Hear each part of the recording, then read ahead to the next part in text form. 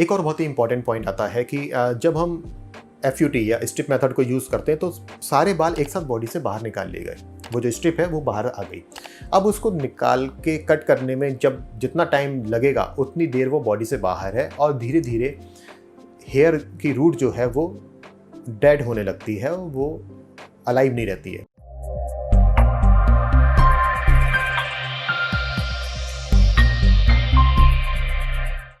दोस्तों, आपने एक चीज़ ऑब्जर्व की होगी कि जब भी आप हेयर ट्रांसप्लांट के बारे में इंक्वायरी शुरू करते हो तो आपके सामने दो मेथड का नाम सबसे ज़्यादा आता है। एक है एफयूटी और एक है एफयूई।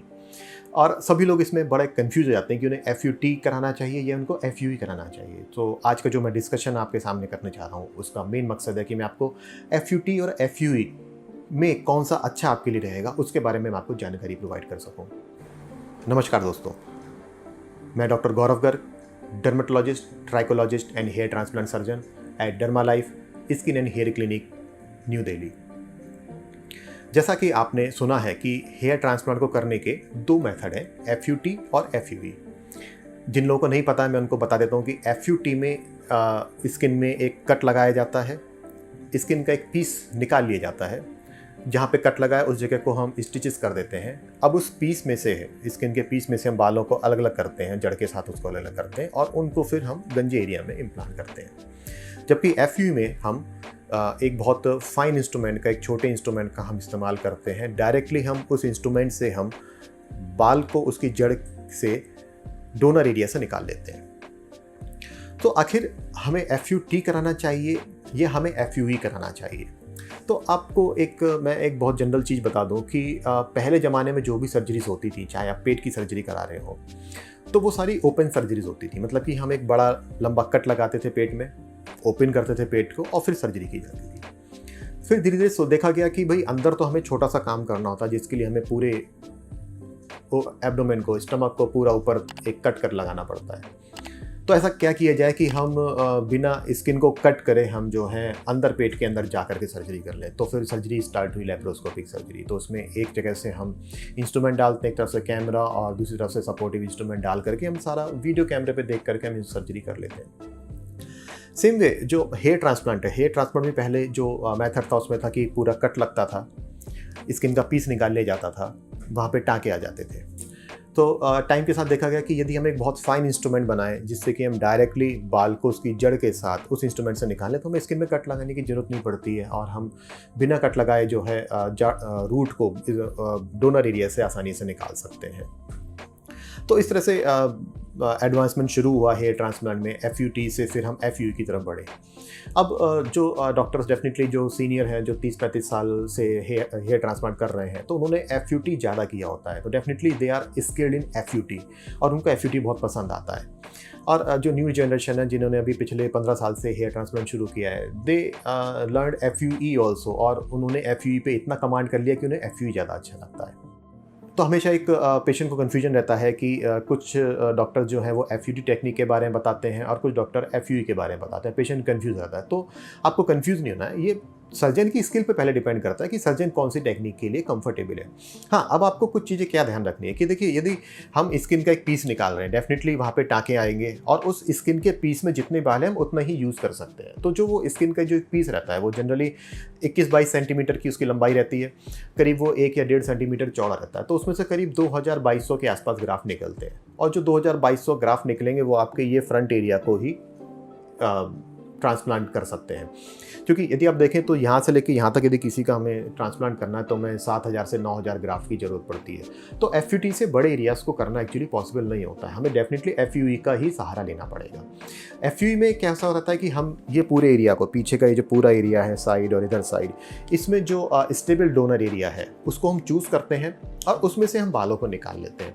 अब यदि हमें ज़रूरत पड़ती है तो हम पेशेंट के बॉडी हेयर भी एफयूई में यूज़ कर सकते हैं। बॉडी हेयर का मतलब हो गया हम उसकी बियर्ड में नेक एरिया का इस्तेमाल कर सकते हैं, चिन एरिया का इस्तेमाल कर सकते हैं। ज़रूरत पड़ती है और पेशेंट रेडी है तो हम उसमें उसके चीक एरिया को भी हम यूज़ में ला सकते हैं, वहाँ की बियर्ड को भी हम यूज़ में ला सकते हैं। यदि और ज़रूरत पड़ती है तो हम उसकी बॉडी हेयर में उसके चेस्ट के हेयर को भी निकाल करके हम उसको सिर पे इम्प्लांट कर सकते हैं। तो FUE की मदद से हम बड़े से बड़ा एरिया भी कवर कर सकते हैं, जो कि FUT में पॉसिबल नहीं होता है। कुछ लोगों का ये है कि हम FUT में दोबारा भी स्ट्रिप निकाल सकते हैं, 3 बार भी स्ट्रिप निकाल सकते हैं। तो अब जितनी बार उसकी स्ट्रिप निकालोगे, पीछे का जो स्किन है इसकी मूवेबिलिटी खत्म होती जाएगी। मतलब यहाँ की स्किन को आप यदि हाथ से हिलाएंगे तो ये मूवेबल है। इसका कारण यह है कि आपको जब नेक बेंड करनी होती है तो यहाँ की स्किन उसमें हेल्प करती है मूव करने में। और जब आप वहाँ की स्किन को कट करके कम कर देंगे तो डेफिनेटली यहाँ पे मूव करते समय स्किन स्ट्रेच होगी और वहाँ पे स्कार पड़ जाएगा। और वो स्कार जब भी आप बालों को हल्का सा भी छोटा कर देंगे तो यहाँ पे वो स्कार बहुत ज़्यादा विजिबल हो जाएगा। FUE में फ़ायदा ये होता है कि FUE में यदि इंस्ट्रूमेंट परफेक्ट इंस्ट्रूमेंट का यूज़ किया जाए, लगभग 0.8 mm इंस्ट्रूमेंट का साइज़ जो है वो परफेक्ट रहता है बालों को निकालने के लिए, उसमें निशान भी नहीं पड़ता है और उसमें गैप्स भी नहीं बनते हैं। तो यदि वो प्रॉपरली उसको यूज़ किया जाए तो आप यदि बालों को थोड़ा एक लिमिट तक यदि आप छोटा भी कर देते हो तो आपको ये नहीं पता चलेगा कि आपने कहीं से अपने बालों को डोनेट किया हुआ है। सेम वे यदि बहुत फाइन इंस्ट्रूमेंट लाइक 0.7 या 0.6 mm का इंस्ट्रूमेंट यदि बियर्ड से निकालने के लिए यूज़ किया जाए FUE टेक्निक में, तो यहाँ पे भी बिल्कुल भी निशान नहीं पड़ता और कोई ये गैस भी नहीं कर सकता कि आपने सर्जरी के लिए या आपने अपने ट्रांसप्लांट के लिए बियर्ड को अपना डोनेट किया हुआ है। जैसे कि मैं जब पेशेंट्स का बियर्ड से लेता हूँ तो मैं जो निकालता हूँ एरिया को, तो उसको इस तरह से मैनेज करता हूँ कि इवनली बियर्ड जो है उनकी कम हो। ऐसा ना हो कि एक तरफ से ज़्यादा निकाल लिया गया, एक तरफ से कम निकाला गया। तो जब इवनली मैनेज हो जाती है, इवनली पूरी तरफ से हमने FUE के लिए ग्राफ्ट ले लिए, तो पेशेंट्स को पता है, मतलब पेशेंट्स के रिलेटिव या फ्रेंड्स को पता ही नहीं चलता कि उन्होंने अपनी बियर्ड से ग्राफ्ट हेयर ट्रांसप्लांट के लिए दिए हुए हैं। और इवन मेरे जो टेक्निक है, मेरे जो इंस्ट्रूमेंट हैं, उससे ट्रॉमा इतना कम होता है कि आप 3rd या 4th डे आप पूरे बियर्ड में शेव भी कर सकते हो, आपको पता ही नहीं चलेगा कि आपने यहाँ से डोनेट किया है। सो एक्चुअली जितने फाइन इंस्ट्रूमेंट का यूज़ किया जाएगा उतने अच्छे रिजल्ट्स आएंगे और FUE हमेशा सुपीरियर रहेगी यदि बड़े एरियाज़ की सर्जरी करनी है तो। अब एक चीज़ और बहुत इंपॉर्टेंट पॉइंट है, FUT में हमने जब एक पूरी स्ट्रिप निकाल ली, अब इस स्ट्रिप में जितने भी बाल हैं और वो जैसे भी हमें यूज़ करने हैं, तो बालों की आपको जैसे मैंने पहले के वीडियो में बताया हुआ है कि हेयर की ग्रोइंग स्टेज रहती है, एनाजन फेज़ रहती है और एक टीलोजन फेज़ रहती है। टीलोजन फेज़ में हेयर शेडिंग अवस्था में रहता है और एनाजन फेज़ में ग्रोइंग अवस्था में रहता है। तो यदि हम एनाजन फेज़ वाले बाल को निकाल करके लगाएं तो उसकी ग्रोथ ज़्यादा आती है। टीलोजन क्योंकि वो शेडिंग फेज़ में रहता है और उसको यदि हम निकाल के लगाएंगे तो वो हो सकता है ना होगे उतना प्रॉपरली। अब चूंकि आपने स्ट्रिप निकाल लिया, अब स्ट्रिप में जितने बाल हैं आपको यूज़ करने, तो डेफिनेटली चाहे वो फेज़ एनाजन फेज़ में हो चाहे वो टीलोजन फेज़ में, आपको बाल निकाल के लगाना पड़ेगा।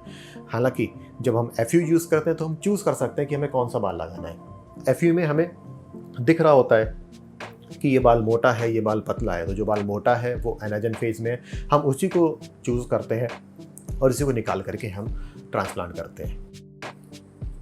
दूसरा जो FUE टेक्निक है, चूँकि आपने उसमें कट लगा के स्ट्रिप को निकाल दिया, अब वो टेक्नीशियंस के हाथ में चली जाती है। फिर उसके बाद अगला काम टेक्नीशियंस का होता है, वो उसमें ग्राफ्ट्स को अलग अलग करते हैं उसमें से, बाल की उस स्ट्रिप में से। जबकि FUE में डॉक्टर डिपेंडेंट वर्क ज़्यादा है, डॉक्टर का काम ज़्यादा रहता है क्योंकि डॉक्टर चूज़ करता है उसको कौन सा बाल निकालना है। तो FUE एक्चुअली ज़्यादा टेक्निकली एडवांस है, FUE में डॉक्टर्स का वर्क ज़्यादा रहता है, इसलिए मेरे हिसाब से टेक्निकली इस मामले में FUT को काफ़ी पीछे छोड़ चुका है। तो पहला पॉइंट हो गया कि हम बड़े एरियाज़ को कर सकते हैं। दूसरा पॉइंट ये हो गया कि इसमें डॉक्टर का इन्वॉल्वमेंट ज़्यादा है, तो हमें पता रहता है कि डॉक्टर को पता रहता है कि बालों की रूट कैसी है और कितने ज़्यादा हम बाल निकाल पा रहे हैं। तीसरा मैंने आपको भी बताया कि जो ग्रोइंग फेज़ वाले बाल हैं वो हम FUE में हम चूज़ कर सकते हैं। एक और बहुत ही इंपॉर्टेंट पॉइंट आता है कि जब हम FUT या स्ट्रिप मेथड को यूज़ करते हैं तो सारे बाल एक साथ बॉडी से बाहर निकाल लिए गए, वो जो स्ट्रिप है वो बाहर आ गई। अब उसको निकाल के कट करने में जब जितना टाइम लगेगा उतनी देर वो बॉडी से बाहर है और धीरे धीरे हेयर की रूट जो है वो डेड होने लगती है, वो अलाइव नहीं रहती है। जबकि FUE में है, हम क्या करते हैं, हम उतने ही ग्राफ्ट्स को निकालते हैं जितने कि हम अगले 1 घंटे 1.5 घंटे में लगा पाएँ। तो FUE मेथड में हम DHI कर सकते हैं, मतलब डायरेक्ट हेयर इम्प्लांट कर सकते हैं। हमने बाल इधर से निकाला और उसको इधर लगा दिया, हमने डोनर एरिया से निकाल करके उसको रेसिपिएंट एरिया में लगा दिया। जबकि FUT में हमने पूरी स्टेप एक साथ निकाली है। अब वो स्टेप में से एक-एक करके बाल अलग हो रहा है और फिर वो स्किन में लगाया जा रहा है। तो इसमें करीब 3-4 घंटे का गैप भी हो सकता है। और एफयूई में चूँकि हम डीएचआई यूज़ कर रहे हैं, हम उसमें ये टेक्निक यूज़ कर रहे हैं कि हम बालों को निकाल करके लगाने के बीच का टाइम गैप कम कर रहे हैं, तो उनके अलाइव रहने के चांसेस बढ़ जाते हैं। तो एफयूई में एक और फ़ायदा ये है कि एफयूई में ग्रोथ ज़्यादा आने के चांसेस रहते हैं। कुछ लोगों का एक तर्क ये भी आता है कि एफयूटी में हम चूँकि माइक्रोस्कोप के नीचे रख के काम कर रहे हैं तो हमें सब कुछ दिखाई दे रहा होता है और एफयूटी में डैमेज नहीं होता है। और उनका ये कहना है कि एफयूई ब्लाइंड प्रोसीजर है और उसमें डैमेज नहीं, उसमें डैमेज ज़्यादा होता है। फिर ऐसा नहीं है। जैसे मैंने बताया कि सर्जन की स्किल पे डिपेंड करता है। यदि सर्जन स्किलफुल नहीं है तो वो ना तो एफयूटी परफॉर्म कर पाएगा, ना ही वो एफयूई परफॉर्म कर पाएगा। तो एफयूई जो सर्जन परफॉर्म करते हैं उन्हें पता रहता है कि रूट किस डायरेक्शन में है। उन्हें अंदाज़ा रहता है कि रूट जो है, यदि बालों का एंगल स्किन से जिस एंगल पर निकल रहा है तो उस रूट का एंगल क्या होगा अंदर। और जब हम शुरू करते हैं तो हमें परफेक्टली पता रहता है और हमारे हाथ से रूट्स में कोई डैमेज नहीं होता है। तो फ्रेंड्स, इस बारे में कंफ्यूज ना हो कि एफयूटी ब्लाइंड प्रोसीजर नहीं है और एफयूई ब्लाइंड प्रोसीजर है, एफयूई में डैमेज ज़्यादा होता है, तो ऐसा कुछ भी नहीं है। एफयूई बहुत सेफ़ है। एफयूई में आपको ज़्यादा रिजल्ट्स मिलेंगे। एफयूई से हम बड़ा एरिया भी कर सकते हैं। एफयूई में रूट्स के अलाइव हो रहने के चांसेस ज़्यादा होते हैं। जो सारी चीज़ें एफयूटी एक्चुअली लैक करती है। सो आई थिंक मैंने काफ़ी पॉइंट्स में आपको सिंपल तरीके से समझाने की कोशिश की है और आपको शायद काफ़ी आपके क्वेश्चंस इसमें सॉल्व भी हो जाएंगे। In case you have any questions about FUT and FUE, you can write me also. आप मुझे लिख सकते हैं, हमें आप वीडियो के नीचे आप लिंक में आप कमेंट भी डाल सकते हैं। और जो भी आपके व्यू पॉइंट्स हैं एफयूटी और एफयूई के बारे में, आप हमारे साथ शेयर कर सकते हैं। यदि मेरा वीडियो पसंद आए तो उसको लाइक कीजिए, हमारे चैनल को सब्सक्राइब कीजिए, बेल आइकन पे बटन दबाना मत भूलिएगा ताकि आपको हमारे नए नए वीडियोस की नोटिफिकेशन टाइम टू टाइम मिलती रहे। Thank you very much.